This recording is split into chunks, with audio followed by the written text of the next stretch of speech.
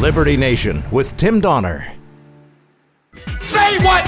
Say what? Say what? One more time. We commence the proceedings with our signature segment, Say What, where we roll out a virtual assembly line of wacky, astonishing, damnable, and ultimately revealing things uttered by politicians and the chattering class.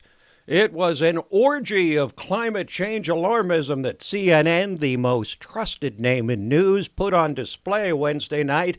A parade of Democratic presidential candidates claiming the end of the world is nigh, or at least a decade or so away, because of the neglect and evil of giant corporations and their collaborators, the party of climate change deniers known as Republicans.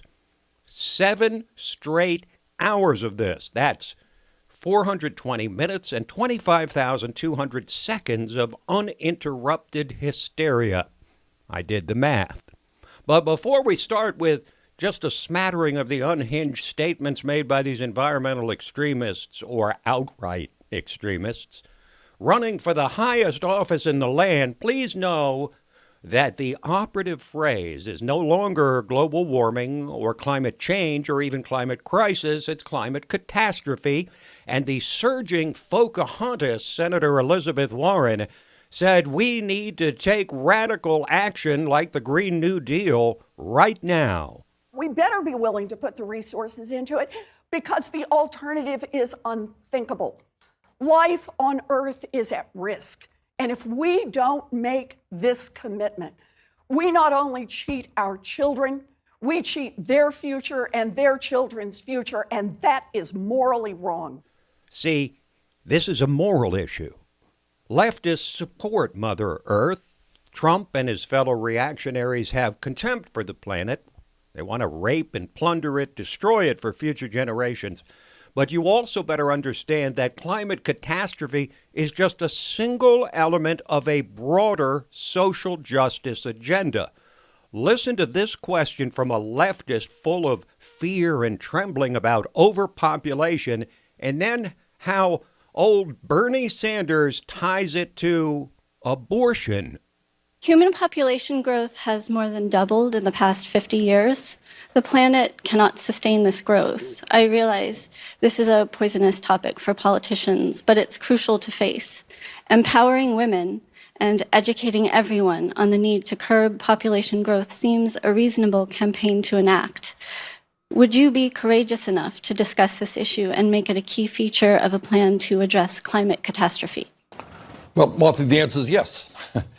And the answer has everything to do with the fact that women in the United States of America, by the way, have a right to control their own bodies and make reproductive decisions. See what he did there? Bernie agrees with the thoroughly discredited proposition that population control will reduce world poverty, something the left was screaming for decades ago, but which never succeeded in reducing poverty. And so the woman's right to choose means more abortions, and thus population control. But speaking of discredited ideas or candidates, how about Joe Biden? And I'm not talking about the growing pool of blood accumulating in his left eye as he was interviewed.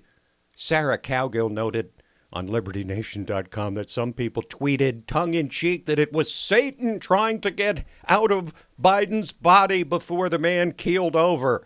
But anyway, Biden wants to take cars off the road with a solution that's already proven way too expensive and way too inaccessible for the average citizen. And of course, old Joe stumbled his way to the answer.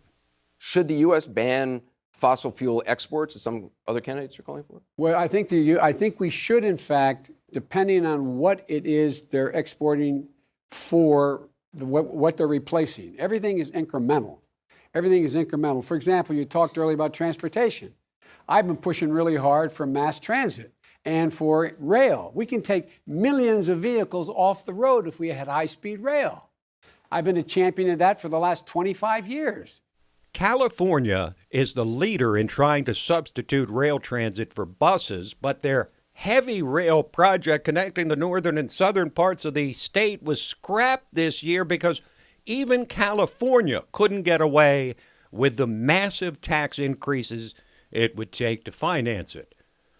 But from big trains, we moved to something much smaller, and Kamala Harris.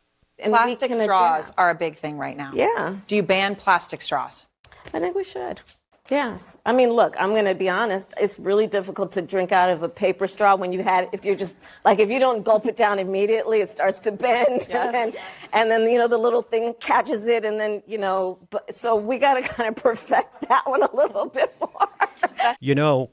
Kamala constantly gives the impression that she hasn't thought these things over with her casual answers. Yeah, we probably should ban plastic straws. Sure, why not? And she often answers questions about the toughest issues by saying we need to have a conversation about that, as if the Democratic primary is not the place to have the conversation. Maybe that's why Kamala is stalled in single digits in the polls. But not to be outdone by CNN on climate catastrophe, MSNBC decided to bring on Spartacus, Senator Cory Booker, to answer the rhetorical questions of host Chris Hayes. It does feel like a matter of time.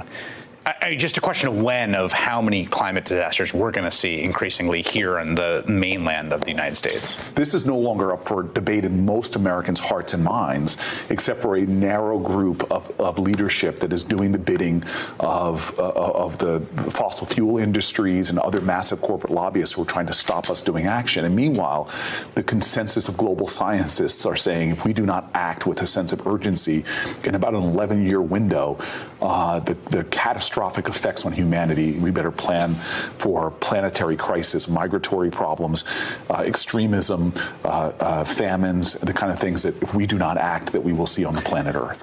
There's no such thing as a global scientist like Spartacus referred to, or even a climate scientist. These are not actual fields. They're not accredited fields. They don't exist except in the environmental fantasies of the left.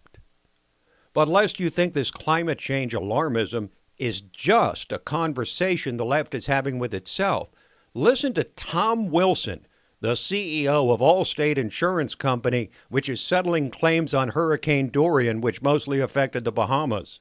The United States, anyway, has dodged a bullet because these storms are big these days, and this is really all about climate change. This is a 1 in a 500-year storm. The only issue is there's been 26 in the last 10 years. Whether it's a wildfire, it's hail, it's hurricanes, and people are not protected from floods. They're not protected from giant hail. So we have to help them get better prepared. We have to build the houses differently. We have to adjust to the fact that the weather's different.